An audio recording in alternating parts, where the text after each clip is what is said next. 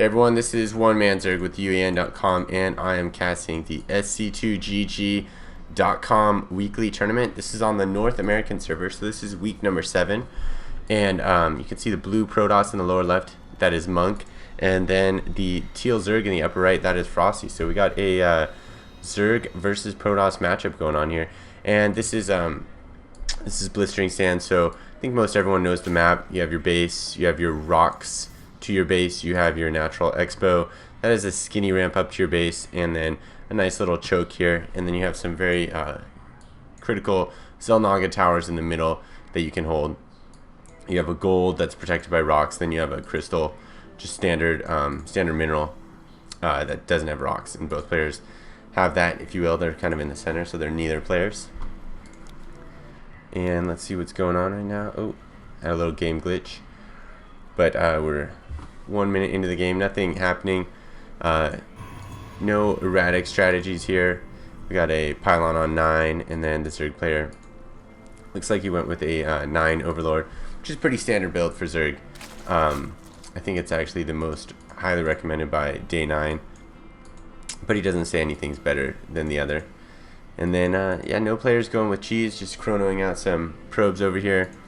Yeah, let's see where is the Zerg player sending this. We do not know, but scouting for looking for the early cheese is the Protoss player over here, and then the Zerg guy with the more delayed scout, but still just not going to find out anything critical. An early extractor, and what does an early extractor usually mean, guys? I think we know it means banelings usually, or it means he's going to tech to mutas. But with the Protoss opponent, I wouldn't think it would mean banelings, because that's just not a standard build against Protoss. And then the Protoss is going with the gateway, an assimilator, so he's not going to go for early zealots. You can tell that too, because he did get a somewhat later gateway, and he's only got one of them right now. If you're going to go for some early Protoss harass, you're going to definitely get 2 gateways out way earlier than that. He's got a pool here. It's a little bit of a late, like 15-16 pool, but once again, pretty big map, got a lot of space to travel across the map to get to the other person's base, so you can go with a more macro build on this map. Let's see, is he going to build a hatchery? He's just coming out here taking on this probe. Probe's doing his patrol thing. Monk's pulling him away.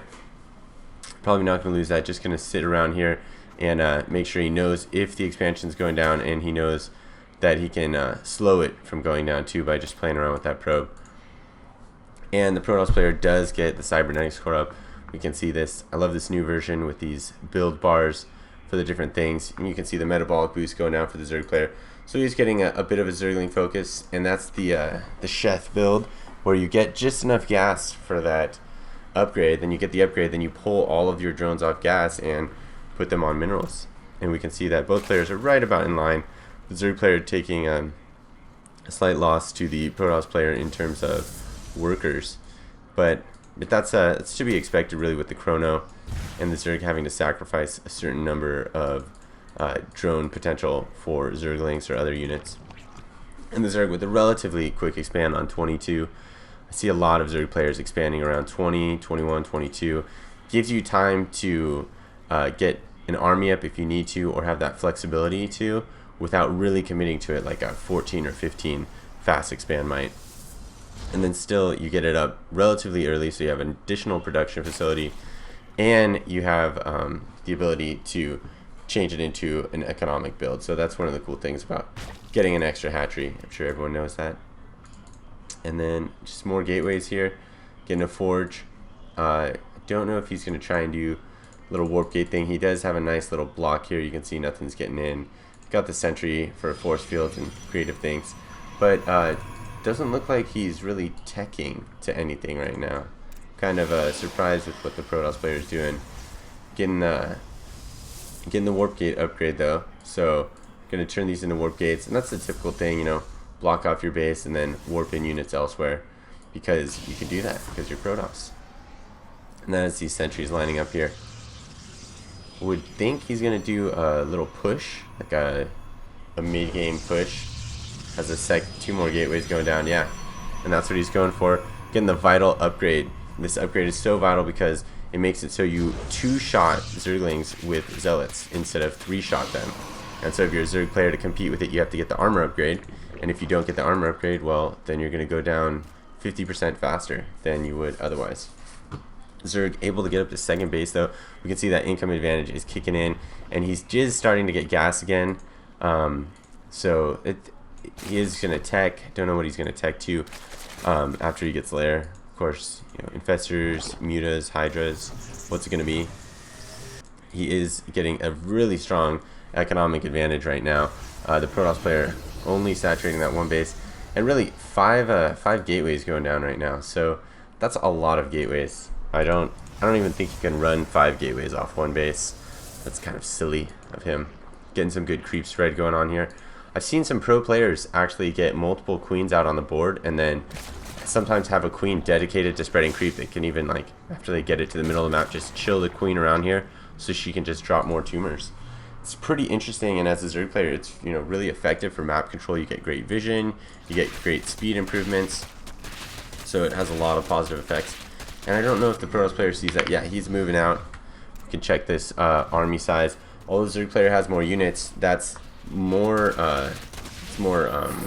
harvesters or drones, if you will. Oh, trying to get some nice force fields. But really, those Zerglings with that speed are way too fast. And the Zerg player pulling away, probably going to go into yeah, fat production mode right there. Going with the Hydralist Den. Hydras are great against any kind of gateway unit, save for the High Templar. So if you can get those Hydras out early, you can definitely dominate those. And the Protoss player, if he can get his units over here, he's in a pretty strong position. His Zerg player really doesn't have that upper defense, but he does have the vision. You can see he's seeing what's happening right now, so he knows to prepare for it. Has a couple crawlers going down here.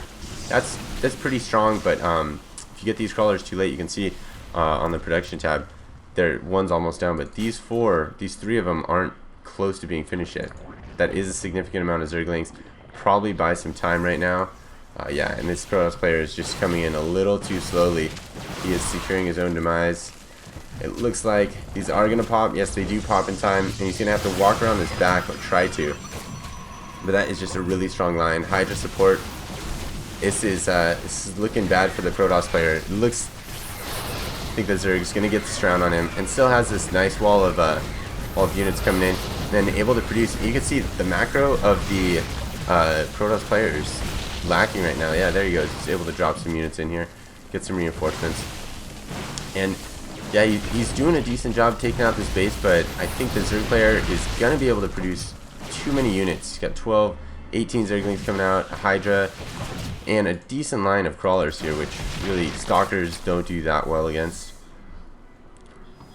And the Protoss player is not expanding right now. He really needs to expand, because even with this push, you can see he's just doubled in terms of income.